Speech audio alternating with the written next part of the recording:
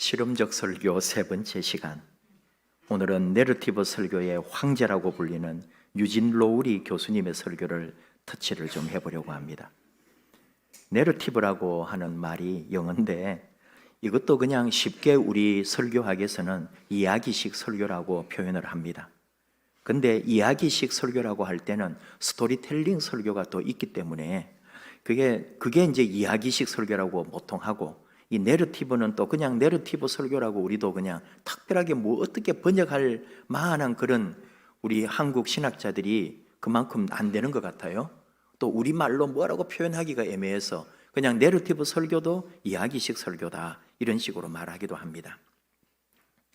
근데 스토리텔링, 그 이야기식 설교라고 하는 거는 마치 같은 이야기인데 이야기식 설교는 좀 거기에도 모든 게 다 들어있겠지만은 그래도 그냥 정말 한 편의 이야기를 참 잘 들은 것 같은 그런 내용이지만, 내러티브라고 할 때는 그 안에 좀 더 많은 게 들어있어요.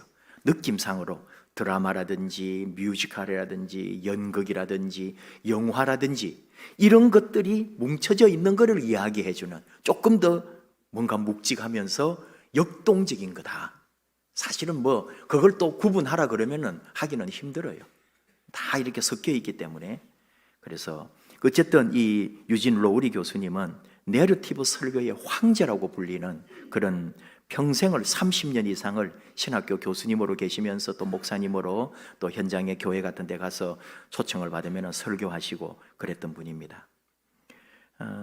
내러티브 설교가 어떤 거냐? 미국 목사님들은 그 예배당에 내러티브 설교를 어떻게 하느냐? 한국말로 번역이 된 것이지만 그래서 조금 색깔이 좀 다르죠. 미국 사람들의 그 어떤 여러분 이야기나 그 말을 풀어가는 거는 참 그 사람들이 느끼기에는 너무나 그 자기들 가슴에 와닿겠죠. 근데 번역을 해버리면은 이게 우리식으로 약간 번역이 되다 보니까 우리에게는 그런 감흥이 좀 오지 않을 때가 많죠. 그런 아쉬움이 좀 있어요. 그래도 어쨌든 이 유진 로우리 교수님이 오늘 이 바로 마가복음 14장 1절에서 9절 말씀으로 영유라고 하는 제목으로 설교한 건데, 그거를 내러티브 설교한 거를 번역해 놓은 거를 딱 앞부분만 한번 내러티브 설교가 어떤 건지를 여러분에게 한번 맛을 보여드리려고 하는 거예요. 물론 번역이 되었으니까 이 미국 사람이 미국 설교를 듣는 느낌과는 좀 다를 거다. 번역이라는 것은 항상 약간 그 원뜻보다는 좀 느낌이 달라질 수 있으니까 그걸 감안하시고 저런 게 내러티브 설교구나 하고 여러분이 한번 이해하시면 좋겠어요. 여느 때의 저녁 식사 파티가 아니었습니다. 좋은 음식, 유쾌한 대화, 그리고 마냥 즐거운 시간이 아니었지요. 죽음으로 치닫는 어두운 이별을 앞에 둔 저녁 식사였습니다. 밖에 있는 사람들은 음모를 꾸미고 있고 안에 모인 사람들은 슬픔을 이겨내려 애를 쓰고 있었습니다. 순간이 며칠처럼 느껴지는 순간이었죠. 그들의 대화에는 대체로 농담이라고는 있을 수 없었고 지난 날을 돌아보면서 어색한 침묵이 흘렀습니다. 눈을 마주치는 일마저도 거의 참기 어려운 순간이었습니다. 제자들은 나름대로 최선을 다했습니다. 예수님을 얼마나 사랑했으며 얼마나 감사히 여기고 있는지 그렇게 드러나지는 않지만 보여줄 수 있는 모든 가능한 기회를 찾으려 했지요. 그럼에도 불구하고 모든 것은 너무나 확실했습니다. 매우 긴 밤이 될 날이었습니다. 그때였지요. 갑자기 한 여인이 불쑥 들어온 것입니다. 성경은 그녀가 문을 두드리거나 저녁 식사에 초대된 것이라고 말하지 않았습니다. 그녀는 무작정 들어온 것이었습니다. 초대되지도 않고 알려주지도 않은 채 말이죠. 예수님의 친구들은 이 괴기한 행동에 놀라 자빠질 지경이었습니다. 어느 누군가 한마디도 하기 전에 이미 그녀는 자신의 향유가 든 옥합을 깨뜨려 예수님의 머리에 붓기 시작했습니다. 그제야 예수님의 친구들은 입을 모아 불평을 늘어놓기 시작합니다. 이렇게 낭비하다니, 얼마나 값비싼 향유인데 적어도 9달에 월급을 모은 돈은 될 텐데 왜 가난한 사람 생각을 조금도 하지 못한단 말인가. 이런 게 내러티브 설교예요. 저는 제가 이미 다 그걸 읽었고 보았고 느꼈고, 오늘 그런 이 설교의 다양한 어떤 형태와 맛을 여러분과 함께 나누고 싶어서 이분이 했던 그대로를 앞에는 잠깐 이렇게 여러분에게 나누는 거예요.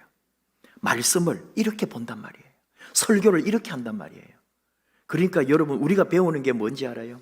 하나님의 말씀을, 성경을 읽을 때에 그냥 글자로 읽는 게 아니에요. 내가 그 속에 파고 들어가는 거예요. 내가 그 속에 오늘 사람이 되는 거예요. 오늘 예수님의 무대로 말하면은 내가 제자가 되고, 내가 손님이 되고, 내가 식탁에 같이 앉아서 오늘 그 느낌을 그대로 맛보면서 주님의 모습, 또 여인이 들어와서 향유를 붓고 주님이 하시는 말씀들을 다 내가 실제로 경험하는 것처럼, 내가 오늘 이 자리에 있는 사람처럼, 저 여자 왜 저래? 저 여자 돈을 저렇게 그냥 마음대로 쓰나? 저렇게 저 비싼 향유를 9개월이나 되는 월급이 되겠다, 저거를 다 쏟아붓다니 예수님도 꾸중을 좀 하실 것 같은데 예수님도 저렇게 하는 걸 원하지 않을 거야 라고 내가 생각을 하는 거예요. 그러면서 말씀을 묵상하는 거죠. 큐티가 그런 거죠.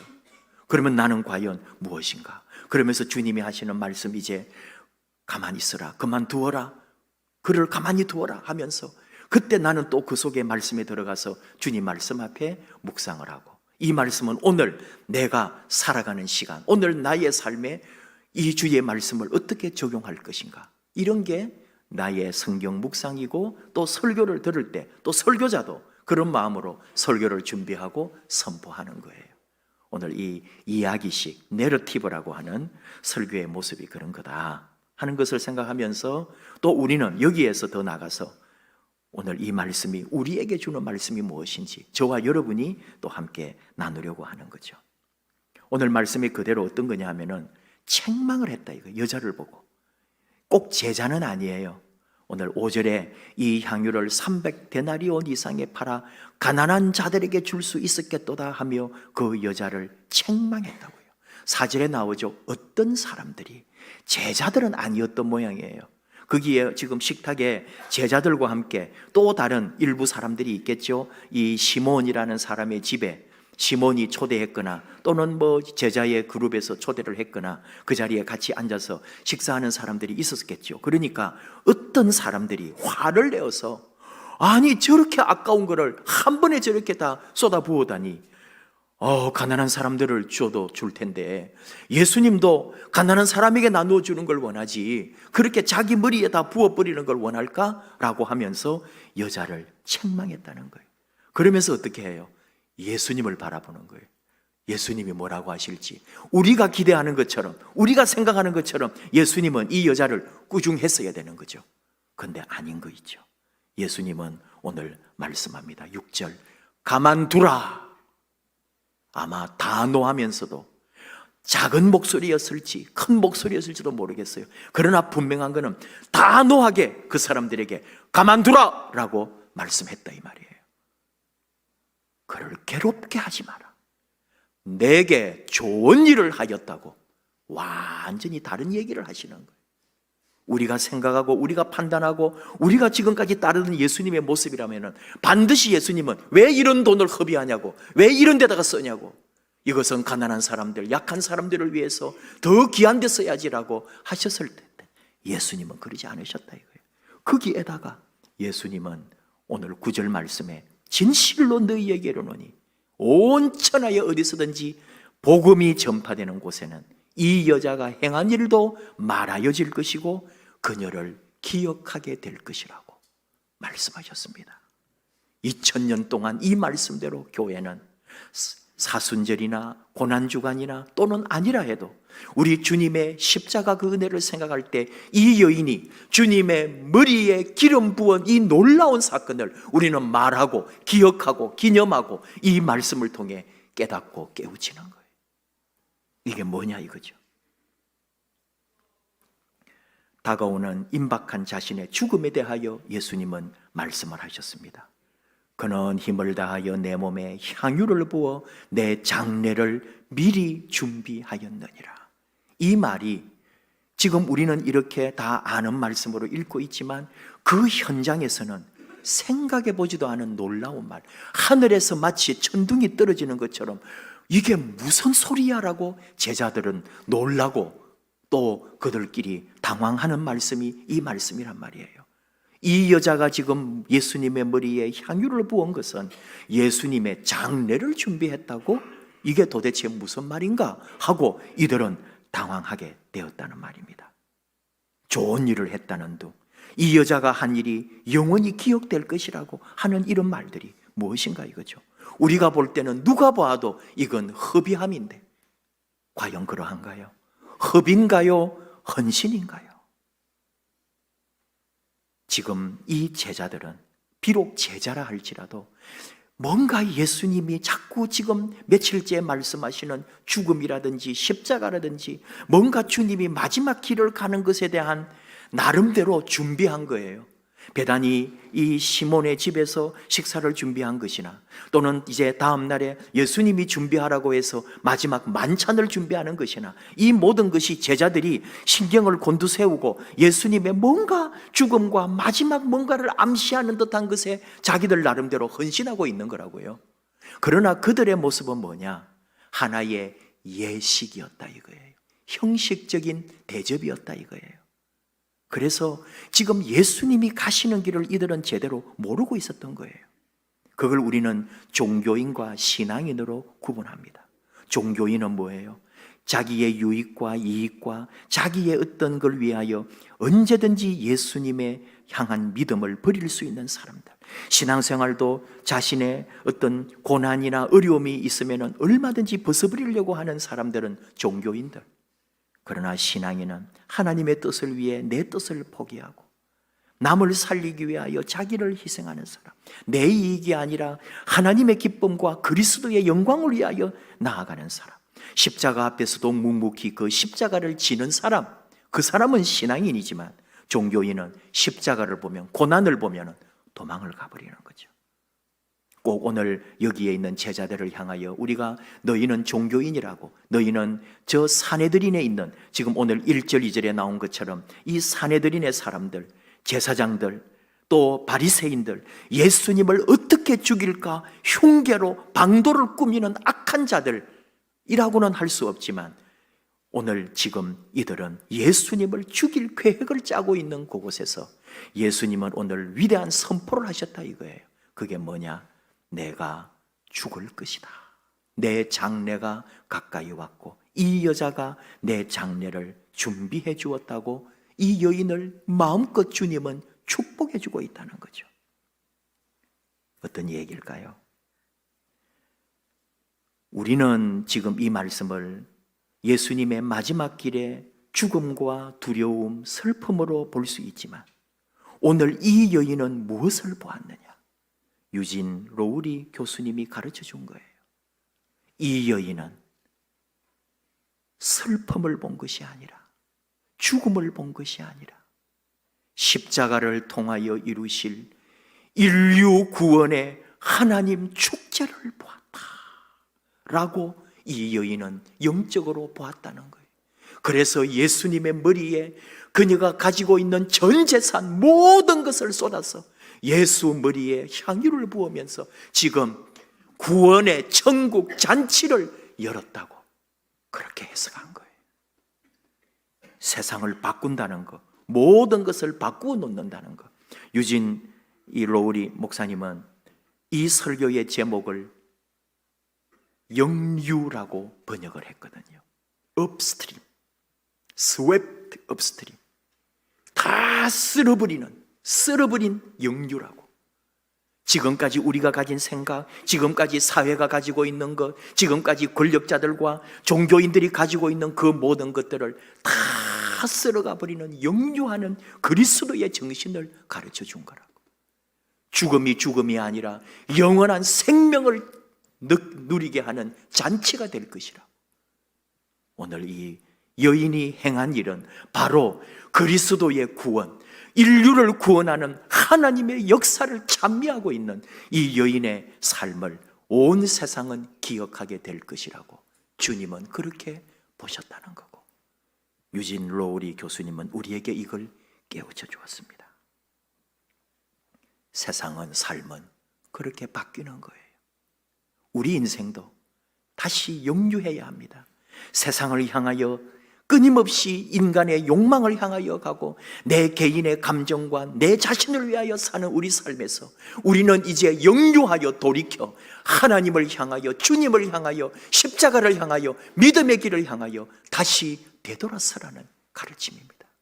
슬픔이 변하여 기쁨이 되고 눈물이 변하여 찬양이 되는 영유하는 삶으로 우리는 다시 돌이키라고 오늘 이 여인을 통하여 예수님은 우리에게 가르쳐주고 있는 거죠. 세상을, 오늘 우리의 모든 삶을 바꾸어 놓는 시간은 한순간입니다. 우리의 이 모든 시간 속에 다시 예수 앞에, 말씀 앞에, 믿음 앞에 우리는 다시 돌아가는, 그래서 우리 주님이 원하시는 그 은혜와 십자가의 길에 함께 나아가서 하나님의 영광을 위하여 이 마지막 시대에 우리의 삶을, 우리의 헌신을 온전히 드리는 저와 여러분 되기를 축복합니다. 우리 함께 찬양합시다. 내게 있는 향유 옥합 주께 드리고 내 모든 것을 위하여 주신 우리 주님을 위하여 내 모든 사랑, 내 모든 헌신을 올려드립니다. 내게 있는 향유 옥합 주께 가져와.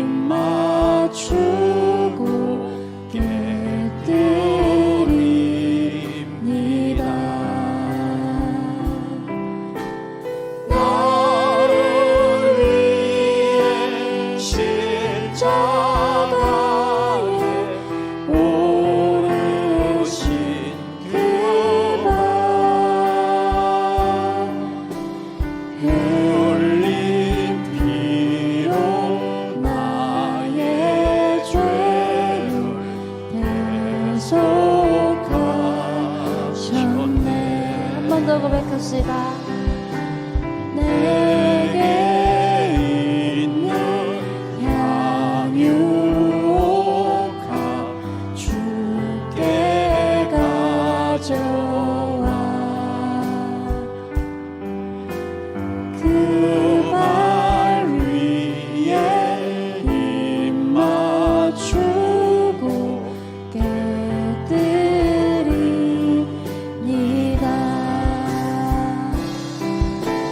주님 다시 이 땅 위에 임하신 그때 주의 크신 사랑으로 밟아주소서.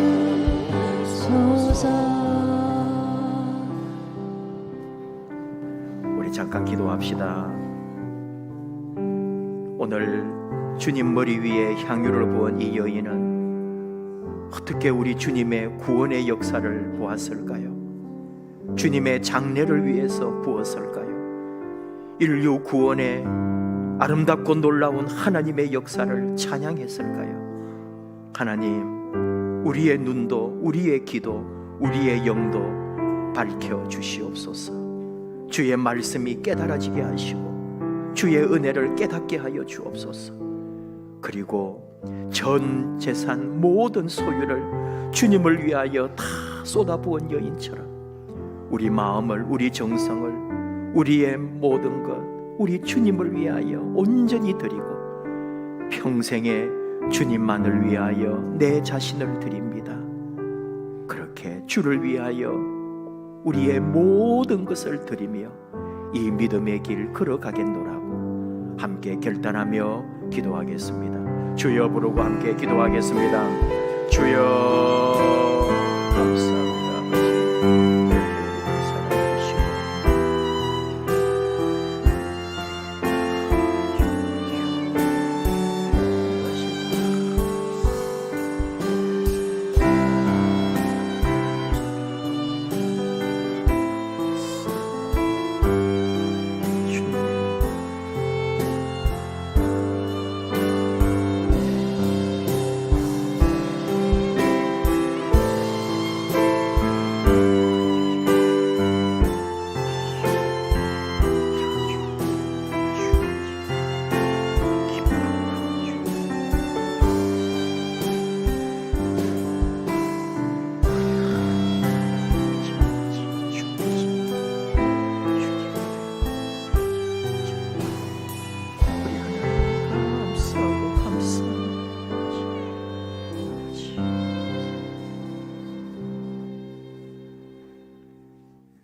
하나님 아버지 감사합니다.